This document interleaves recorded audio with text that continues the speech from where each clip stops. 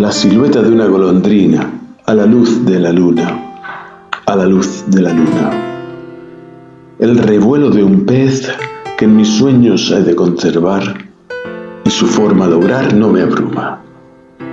En las algas del fondo del río se esconden mis manos y mis dedos que nunca lo han hecho ahora rezan con mucha paciencia, pues ya en sus ojos he visto a Valencia y en su piel la insaciable locura que viaja celosa por las calles oscuras de adoquines quebrados y viejos. Me seduce el olor de la noche, que se torna en fragancia de sándalo, y sin música salgo bailando con la sombra de una bailarina, y en el blog, donde guardo mis gratos recuerdos, donde esculpo mis rezos diarios, el boli y la tinta sus páginas siguen manchando sin yo darme cuenta, y también sin poder evitarlo.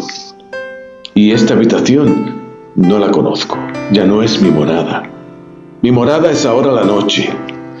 Tiro 3 monedas al aire para ver qué va a ser mi futuro.